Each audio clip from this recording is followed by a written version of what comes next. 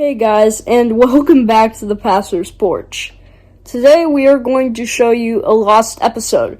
Now, this has been archived for the past 12 years, which is officially longer than I've been alive, so you won't be getting a substitution series. We found this old archived video on our blogspot, which we are going to try to put into use. Link on screen right now if you want to go check it out. But the title of the original sermon from our blog spot was titled Sailors, Soldiers, or Prisoners.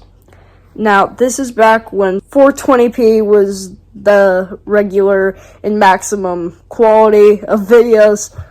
So the quality won't be great, but the message is amazing. I found it quite touching when I was watching it with Pastor Don. So enjoy!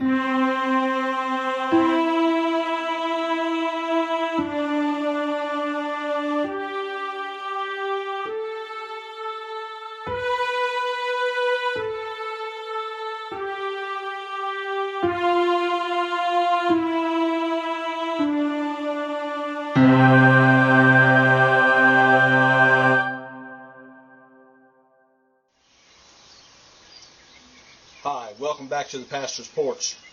Well, the rain and the storms and bad weather have halted production here on the porch of the videos for the last couple of weeks. It's supposed to rain again today, so hopefully we'll get this done before the wind starts to blow.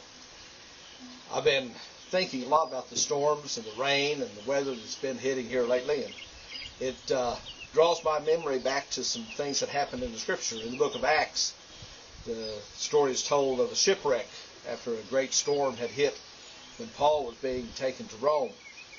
I looked at that story in Acts chapter 27, and I began to think and to see some parallels to things that happened in our life. See, on that ship, there was one captain, and then there were three groups of people on the ship. There were sailors. Their job was to do the work and make sure the ship kept running properly, to mend the sails and swab the deck and do all the things that needed to be done to make sure the ship operated properly. Then there were soldiers. The soldiers' job was to defend the ship, to make sure that no pirates could steal the cargo or kidnap the others on the ship. They were to defend it with all of their might. And then on that particular ship there were prisoners. Paul was one of those prisoners, but there were a couple of hundred other prisoners on the ship. There were sailors, soldiers, and prisoners, and one captain. And that ship in the story became shipwrecked on an island, and all of them made it back to land safely, but it was very treacherous. As I said, I drew some parallels to our life. All of us are on the ship of life, if you will, and there is one captain. That's Jesus Christ. God is our captain, and nothing ever happens to us that doesn't pass through nail-scarred hands. But there are, I think, similar groups of people in our culture today. There are sailors and soldiers, and there are a lot of prisoners. How is it with you?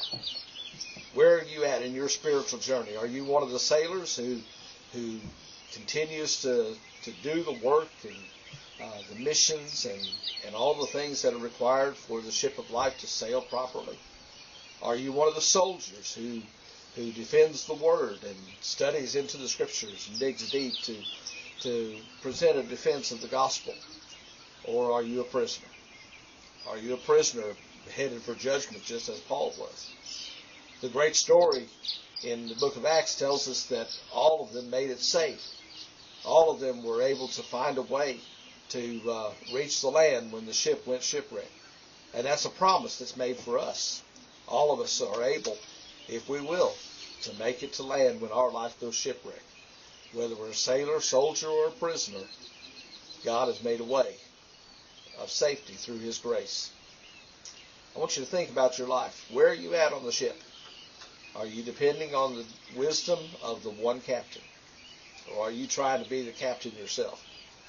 No sailor could be the captain. No soldier could be the captain. And certainly no prisoner could be the captain.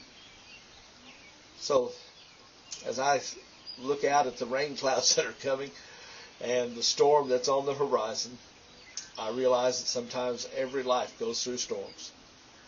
but God makes a way of safety through His grace. I'm glad you stopped by the pastor's porch this morning. Glad we was able to get the production done before it starts raining again. I hope you'll drop back again real soon.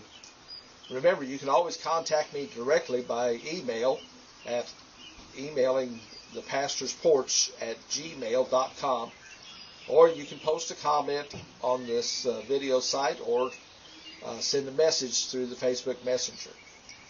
But I hope you'll come back soon. Glad you dropped by the pastor's porch today.